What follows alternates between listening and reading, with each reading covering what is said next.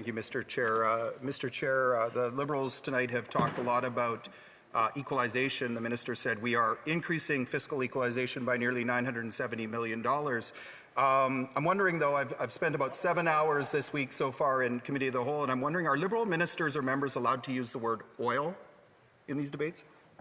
The Honourable Minister of Finance. Mr. Speaker, members are free to speak. This is the House of Commons. This is the House of the people. Everyone is free to speak up his mind, and I would invite every member to do so. I've been here for a decade, and I've always spoken my mind, Mr. Speaker. Member for Leduc-Wetaskiwin.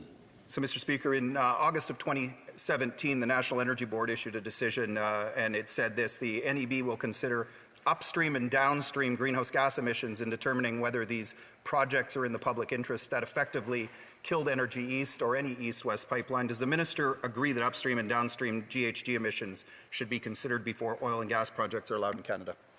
Honourable Minister of Finance. Mr. Speaker, I would believe that my colleague should be very happy.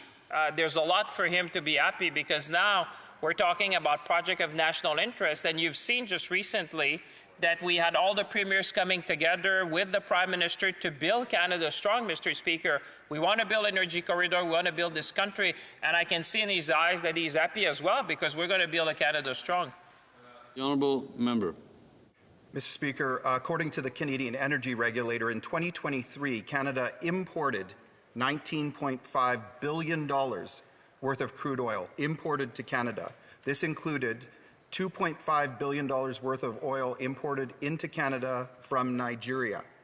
How important would that $2.5 billion of revenue be to the Canadian government's efforts to fund things like healthcare and education in Canada? The Honourable Minister of Finance. You won't be surprised, as the Finance Minister, I like revenues, because that is what is allowing to provide services to Canadians, to do transfer to provinces and territory, to do transfer to Canadians, and to maintain the social fabric of our country. So, Mr. Speaker, it won't be a big surprise to say that as a Finance Minister, you always like revenues.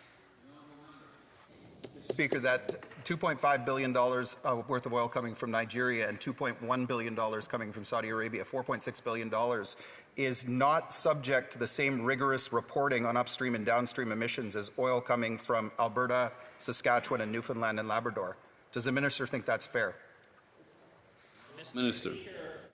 What I think is fair is that we join together in building this country. I can say I'm speaking with premiers in Western Canada. They're very happy to work with this new government so that we can build Canada strong. And I know the Conservatives in their hearts, they want to build this Canada, Mr. Speaker. They want to join us. That's why they voted for the first Ways and Means motion we presented. Mr. Speaker, in addition to the oil coming from Nigeria and Saudi Arabia, we brought in $403 million worth of oil from Colombia and $202 million worth of oil from Ecuador. None of that oil was subject to the same rigorous reporting on upstream and downstream emissions as oil coming from Alberta, Saskatchewan, and Newfoundland and Labrador. Does the Minister of International Trade see that as fair? The Minister of International Trade. Mr. Speaker, since Ecuador came up, it gives me an opportunity to talk about that important relationship. I was just in Ecuador a couple of weeks ago to finalize the conclusion of negotiations of an Ecuador free trade agreement with Canada. That's going to be a trade agreement that opens up a market to close to 20 million people. We already have Canadian companies doing over $4 billion of business in Ecuador, and we need to continue growing that, Mr. Speaker. Sure.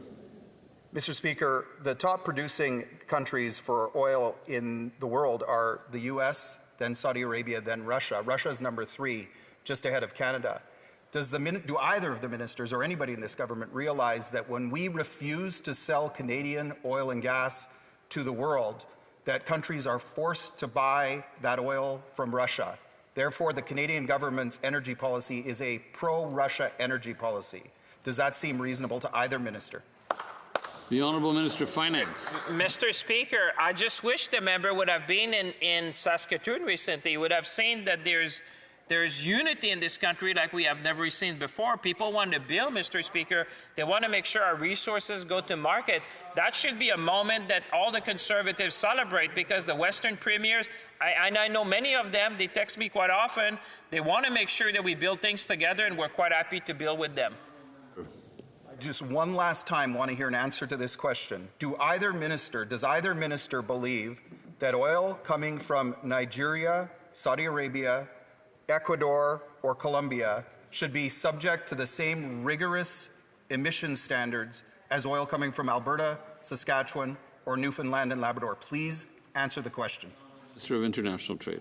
Speaker, Canada has what the world needs, and it's about energy security. And I think we have a lot of energy, different types of energy that go out to different markets around the world, and we need to get these supplies to export markets. And some of these big projects that we're going to be building with the provinces will support jobs across Canada and grow. For Calgary.